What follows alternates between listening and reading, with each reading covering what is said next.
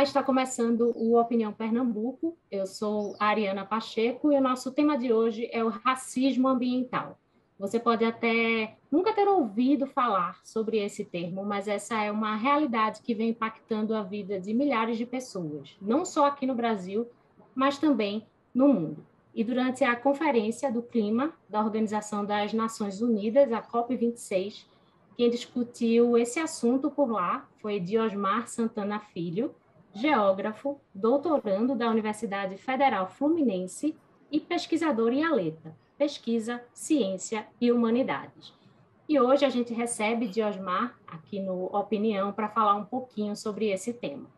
Só lembrando que o Opinião Pernambuco também vai ao ar de segunda a sexta-feira, às 8h30 da manhã, na Rádio Universitária FM 99.9 e na Paulo Freire AM 820. Diosmar, antes de mais nada, seja muito bem-vindo aqui no Opinião Pernambuco. E para a gente começar a falar um pouquinho sobre racismo ambiental, queria começar com uma pergunta bem básica, né? O que é que significa racismo ambiental? Olá, Ariana. Olá, ouvintes, telespectadores, né, Opinião Pernambuco, né, a todos da Universidade Federal de Pernambuco. Obrigado pelo convite, estar aqui contribuindo com esse diálogo, né? É um tema que racismo ambiental é um tema que ele vem sendo fundado dentro de uma discussão sobre o racismo, né?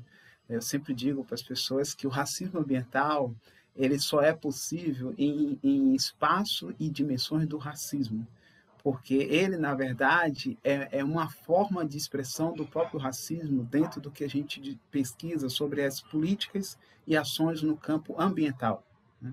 Então, a sua origem nos Estados Unidos, ele está num campo de contaminação, de negação de direitos, e no Brasil a gente também vai trabalhando ele de como ele se organiza no Brasil naquilo que é um Estado racial. Então, nós costumamos já mais de 10 anos, né, trabalhamos com uma definição, que é uma definição que parte do racismo institucional, que são as políticas originárias por órgãos públicos, né, em todas as esferas, federal, estadual e municipal, e como essas políticas estão pensadas e cuida das pessoas a partir de um determinante racial e de gênero e étnico. Então, o racismo ambiental ele é uma estratificação das pessoas por território, corpo, lugares, comunidades, no ambiente de trabalho, as pessoas por um determinante racial, de cor e raça, e étnico e de gênero, elas são expostas a condições de, eu não vou chamar de violência e negação de direito, em condições de não humanidade. E como é que a gente exemplifica, Diosmar, uma situação de racismo ambiental? Olha, a gente tem bastante, né? Eu sempre digo que a primeira experiência de racismo ambiental no continente que a gente vive, que é a América da Patagônia ao Alasca, foi o genocídio dos povos indígenas, né? Então, os povos originários, a dimensão sobre eles foi, primeiro, que eles não tinham alma e não eram gente.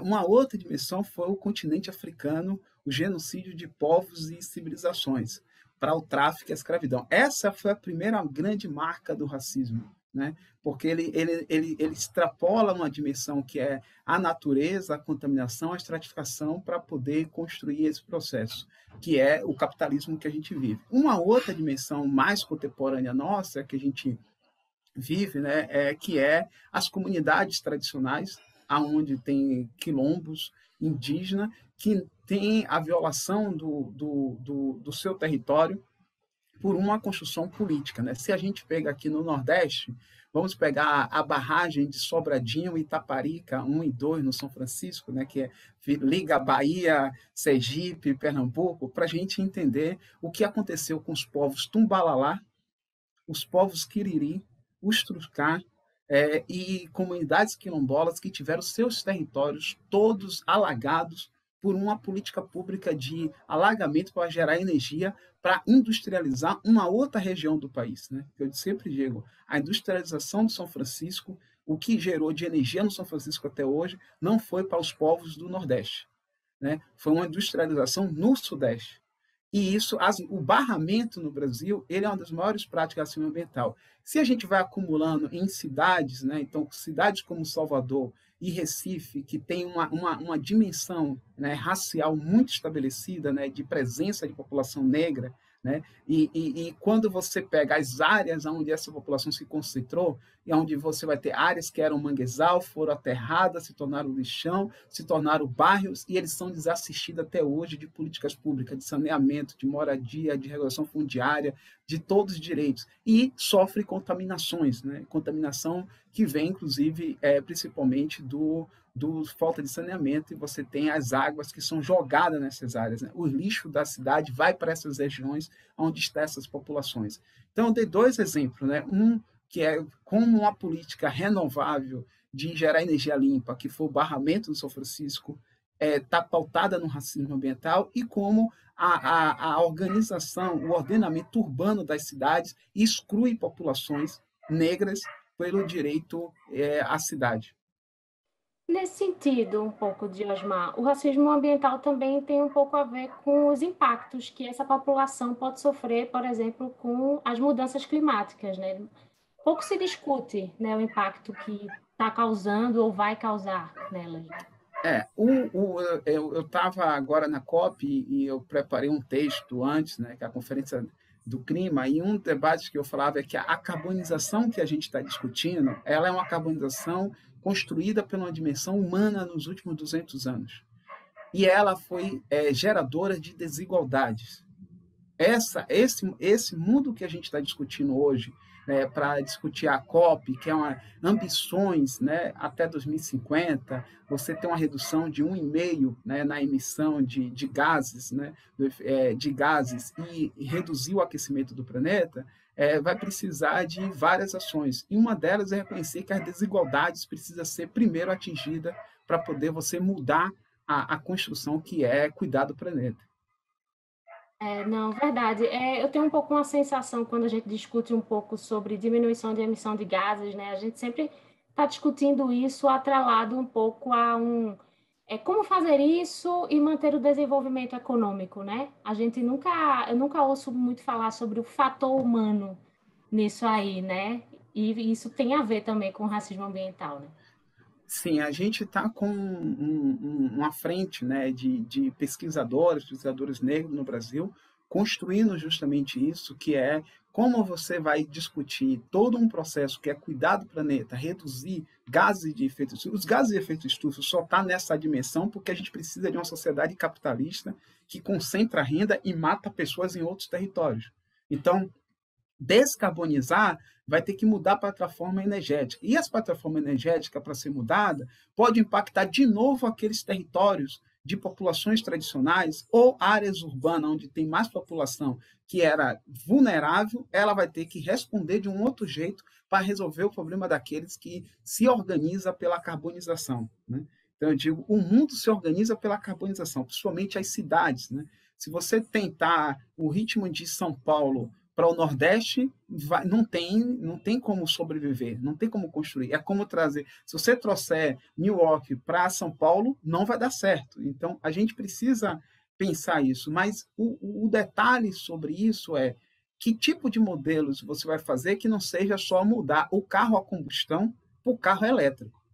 Que não seja só tirar o ônibus que circula a combustão para botar um ônibus elétrico ou um ônibus de água, né? Ou você botar metrô na cidade. Tudo isso gera um outro tipo de impacto e não resolve o problema. O que a gente tem discutido hoje é que as ambições e aquelas que são as contribuições para a redução, né, que se quer discutir, todas elas precisam estar pautadas em algo que não pode ser o econômico. E o econômico hoje é onde mais se investe. Mitigação no Brasil e no mundo é investimento na Bolsa de Valores, energia renovável e transporte. Essa é a mitigação que está se discutida. Agora, investir em adaptação é o que cidades litorâneas, como todas as cidades capitais do Nordeste, do Sudeste do Brasil, precisam cuidar. É adaptação, porque a adaptação você vai cuidar das pessoas. Mitigação, o que está acontecendo no mundo é cuidar da economia que está matando as pessoas. Então, esse é o debate. Não, verdade. E, Diosmar, numa reunião recente, né, do Conselho de Direitos Humanos da ONU, representantes do Brasil, de alguma forma, rejeitaram o uso desse conceito racismo ambiental. Como é que você vê essa rejeição? Como é que a gente interpreta isso? Eu já dei outras entrevistas e sempre falo, eles reconhecem que o Brasil é um estado racista? Não, então eles não vão reconhecer o racismo ambiental. Seria estranho um governo que tem prática genocida chegar na ONU e dizer que reconhece que tem racismo ambiental. Né? Um governo que está indo para o seu quarto ano, daqui a pouco, de governo, matando as pessoas no Brasil. Não é possível que ele vai chegar na ONU e na Corte de Direitos Humanos, numa Comissão de Direitos Humanos, e dizer que reconhece racismo ambiental no Brasil. Né? Minha grande questão nesse campo é que o Brasil tem um pacto federativo. Minha grande questão é qual é o prefeito no Brasil, a prefeita, o governador, a governadora, que está com o seu programa ambiental de impacto ambiental, licenciamento ambiental, respeitando e absorvendo o conceito e tema de racismo ambiental para fazer licenciamento que não continue matando pessoas negras e indígenas. Então, essa é a minha grande questão. Porque ganhar esse tema por um governo que já faz prática de política racista e ele é genocida, né, só está no governo porque o país permite um homem branco governar mesmo matando a população, né, a democracia brasileira é conveniente com esse tipo de prática. Então, ele chegar na ONU e dizer que reconhecia seria uma aberração. Né? Então, a gente.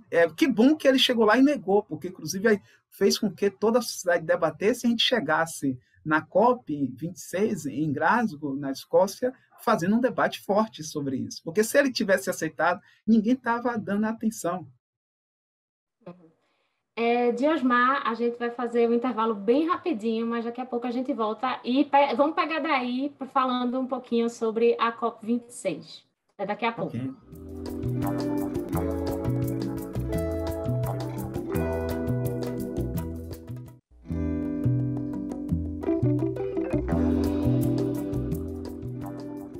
Voltamos para o segundo e último bloco do Opinião Pernambuco. Eu sou a Ariana Pacheco e o nosso tema de hoje é o racismo ambiental. Quem conversa comigo aqui no Opinião é Diosmar Santana Filho, geógrafo, doutorando da Universidade Federal Fluminense e pesquisador IALETA, Pesquisa, Ciência e Humanidades. Só lembrando que o Opinião também vai ao ar de segunda a sexta-feira, às 8h30 da manhã, na Rádio Universitária FM 99.9 e na Rádio Paulo Freire AM 820. Diosmar, eu queria falar um pouquinho sobre a tua experiência agora, nesse segundo bloco, lá na COP26. Você, juntamente com outros pesquisadores brasileiros, participaram, né, e estavam debatendo justamente esse tema do racismo ambiental. Como é que se desenrolou essa discussão? Qual você acha que foi o saldo dessa conferência com relação a esse tema? Ariana, a gente foi um grupo, né, pela primeira vez na história das conferências do clima, era a 26ª, você teve a possibilidade de ter pessoas negras na sua diversidade, juventude, organizações negras, organizações que trabalham com pesquisa e uma representação do movimento quilombola brasileiro. Então, essa foi uma COP que os povos indígenas já acompanhavam, mas não tinha muita incidência. Os povos indígenas conseguiram incidir com a delegação maior e a gente chegou ali, um grupo, né, 10, ali, 15 no máximo, né, entre jovens negros, e conseguiu levar um debate. Primeiro é que a desmatamento zero, que é uma grande ambição, e as metas, né, que está sendo colocada para o Brasil, que é desmatamento zero, a ser aprovado sobre a Amazônia, e a gente conseguiu levar toda uma construção com um relatório que foi construído por Clima e Desenvolvimento pelo Instituto Talanoa, em conjunto com o Centro de Clima da UFRJ e com apoio do Instituto Clima e Sociedade. Nós participamos enquanto pesquisadores e conseguimos ali colocar um parâmetro que trouxesse o debate da desigualdade. Então, esse documento foi lançado lá. Mas o principal ato nesse campo do racismo ambiental foi o manifesto, aonde colocava que desmatamento zero é titulação de territórios quilombola no Brasil. Então, nesse campo, a gente construiu uma narrativa e uma incidência de pensar de que você não tem como partir para um processo que é desmatamento zero na Amazônia, na Mata Atlântica, na Caatinga, no Cerrado, sem pensar nos territórios quilombola titulados. Então, a gente precisa titular os territórios quilombola para poder garantir um desmatamento zero. Então, essa foi uma das grandes contribuições que é dentro do que estava sendo discutido a partir do Acordo de Paris, que é o uso da terra. Então, a gente conseguiu ali colocar dentro da discussão do uso da terra o desmatamento zero é titular os territórios quilombola e demarcar as terras indígenas. Então, essa, para mim, foi uma COP de possibilidades. Tem debates que estão sendo feitos sobre fracasso. Eu sempre digo que, porque nós chegamos lá a primeira vez, por que a gente vai se sentir fracassado? Fracassado é quem estava construindo antes, que nunca permitiu que a diferença e a diversidade chegasse lá para, inclusive, incidir junto aos grandes líderes, né? As grandes empresas que estão lá. Né? A COP do clima é um espaço onde você tem todos os países e as grandes empresas, né? As transnacionais, discutindo como é que vai ter essas ações aprovadas lá, vai impactar. Né? E os dois grandes, né? A China e os Estados Unidos. Então, para nós aqui, foi uma experiência de possibilidade. Para a primeira COP, a gente conseguiu construir possibilidades. A gente não sai com a discussão de fracasso, porque a gente não participou de construções anteriores, nunca foi chamado. Não que a gente não faça incidência. Né? A participação do movimento negro brasileiro, pesquisadores negros, e a luta quilombola de 500 anos no Brasil, está nessa agenda. A gente não precisa ser convidado, não precisa dizer como é que vai ser nossa incidência. Precisava ser convidado e abrir o espaço. Então, essa é a minha leitura, uma COP de possibilidades para a população brasileira que não participava. Para aqueles que estão lá há muito tempo, pode ter até uma noção de fracasso, mas eu só vou conseguir falar isso quando as nossas agendas entrar lá. Ainda não está o que a gente... As nossas agendas não estão lá ainda. Uhum. Diosmar, você falou sobre essa relação entre desmatamento zero, titulação de territórios quilombolas, né, e demarcação de terras indígenas. Eu queria que você explicasse um pouquinho mais para a gente que relação existe aí, exemplificando entre essa titulação e essa demarcação de terras e, como consequência, a gente tem um desmatamento zero. A gente tem realidades que é muito, muito forte. Né? Se você pega os 9 estados da região Nordeste, você tem, na Fundação Cultural Palmares hoje, vou trabalhar com números que está lá com certidão. A Coordenação Nacional de Articulação das Comunidades Quilombola está lutando para que 6.300 comunidades sejam reconhecidas. Eu vou falar aqui daquele lugar que são as cerca de 3.000 que estão lá com certidão saída da Palmares hoje. Se você pega esse número, vai dar quase 65% estão nos 9 estados do Nordeste. E quando você pega o número de comunidades tituladas, isso não passa de 5%.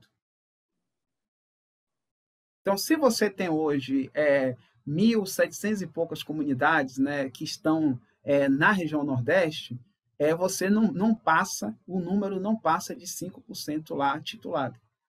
Então, você tem um número muito baixo de titulação, e se você titular essas terras elas têm uma dimensão já de conservação da natureza. Assim como a demarcação das terras na Amazônia para as terras de povos originários, né, os povos indígenas, você vai controlar boa parte dessas áreas que é chamadas espaços vazios, né, para o agronegócio, para a pecuária, para a mineração, para todos esses exploradores, né, que vão lá e faz violação de território, de vida, de direitos. Né? Então, se você titular e demarcar, você já vai ter áreas protegidas. Quando você titula e demarca, você tem áreas protegidas. E área protegida fora do mercado da terra. As florestas protegidas dentro de território quilombola e terras indígenas estão fora de mercado. As lagoas estão fora do mercado. Então, quando você faz isso, você realmente está olhando um futuro. Mas se você quer fazer só parques públicos e tudo isso e não titula essas áreas, que é a maior proposta de conservação da natureza, é colocar a natureza para que o ser humano e natureza cuide dela, Mas se você quer fazer reserva de capital natural para o mercado econômico, para o crescimento econômico no futuro, aí você não está protegendo nada. Então, o desmatamento que a gente precisa zero no Brasil parte de reconhecer que as terras indígenas e quilombola tituladas e demarcadas, entrega o título, garante um futuro para o Brasil. Diosmar, ainda falando um pouquinho sobre a COP, né? O acordo final assinado teve, as pessoas já destacaram questões positivas com relação à redução da emissão de gases, né, na atmosfera. Mas um ponto que deixou a desejar, que eu vi em vários veículos, foi a questão do socorro a países em desenvolvimento, né, que passam por emergências climáticas, né? Os Estados Unidos e a União Europeia foram responsáveis aí por barrar um fundo, né, econômico que ajudaria esses países mais pobres em caso de furacão, enchente, enfim. Esse tipo de postura em um âmbito mais global, né, de relação entre nações, também está relacionado a um racismo ambiental, falando um pouco mais nessa coisa mais É, internacional. esse é o puro racismo ambiental. Como eu comecei falando, a União Europeia e os Estados Unidos são responsáveis pela carbonização. Eles, em vários pontos, desde a carbonização nos seus próprios territórios, como também carbonização em outros países. As suas empresas lucram, enriquecem, ou fazendo extração, ou vendendo carro, ou produzindo reflorestamento com eucalipto, devastando terra, devastando territórios. Né? Então, esses países, o bloco da União Europeia e os Estados Unidos, assim como a China também está fazendo com o continente africano e o Nordeste brasileiro. Né? Então, não ter o fundo, né? Esse fundo só é possível porque é um fundo de compensação para aqueles que já estão em situação de vulnerabilidade. Isso aí é os países pobres, os países de desenvolvimento, como o Brasil. Né? Então, a gente vai precisar incidir ainda por essa parte. Né? O livro do Acordo de Paris foi fechado, redução de metano. Para mim, continuou tudo aquela engenharia ali do mercado. O que foi lá reduzido, emissões de gases, tudo na engenharia do mercado. Né? Tanto é que você sai da COP, o mercado automotivo no Brasil está bombando de carro elétrico. Né? As maiores notícias que a gente tem no Brasil pós-COP é venda de carro elétrico. As ambições brasileiras estão todas no campo da mitigação, do mercado, né? E não no campo de adaptação. E o dinheiro do fundo é justamente o dinheiro para adaptar, para cuidar aqueles países insulares, como os países caribenhos, na Oceania, como cidades como Salvador, Recife, Fortaleza, as cidades litorâneas do Nordeste. Né? A União Europeia, os Estados Unidos, né, enriqueceu explorando o Nordeste brasileiro. Ou todo mundo esqueceu que isso aqui foi uma colônia e se comporta ainda como colônia com a extração de minério que tem forte no Nordeste. E quando a gente tem hoje os parques eólicos e energia solar, grande parte são empresas da União Europeia e empresas dos Estados Unidos que estão aqui instaladas hoje. Né? Então, esse fundo é uma volta do dinheiro para que esses países consigam fazer política de adaptação. A política de adaptação é a política que vai cuidar das pessoas. Então, essa é uma parte que mostra como o racismo ambiental é estabelecido. Eles primeiro vão mudar a economia deles e deixar as pessoas morrer cá. Aí depois vem um fundo de compensação. Exato. Diosmar, para a gente encerrar, né, essa nossa discussão sobre racismo ambiental, como pensar preservação do meio ambiente sem perder de vista a justiça social? Eu sugiro que a gente não coloque na roda a palavra preservação, porque é ela que nos levou para esse modelo de exclusão e de racismo ambiental. Mas como é que nós vamos fazer um futuro de justiça social que, para cuidar do planeta, nós olhamos a humanidade enquanto humanidade? As pessoas estão morrendo já. Nós estamos em uma pandemia, em um mundo que debate racismo. O racismo virou uma agenda forte. A pandemia nos colocou para pensar o que é a humanidade. E as mudanças climáticas estão sinalizando que, se a gente não olhar a humanidade, nós não vamos chegar muito longe enquanto humanidade. Então, essa é uma dimensão hoje de que a gente não vai preservar a natureza e não vamos conservar a natureza. É preciso que a gente cuide da vida humana. Uhum. Se a gente cuidar da vida humana, nós vamos proteger todas as florestas e oceanos do mundo. Esse é o debate. E é esse que a gente está colocando. Diosmar, muito obrigada pela sua participação aqui no Opinião Pernambuco. Acho que dava para a gente ficar conversando mais um bom tempo, mas nosso tempo é reduzido aqui. Adorei conversar contigo. Ok, eu agradeço a todas, aos ouvintes, os ouvintes, a todos que estão participando e vão participar de outros momentos conosco, tá bom? Obrigado pelo convite. Eu também adorei a conversa. O Opinião Pernambuco vai ficando por aqui. Até o próximo programa.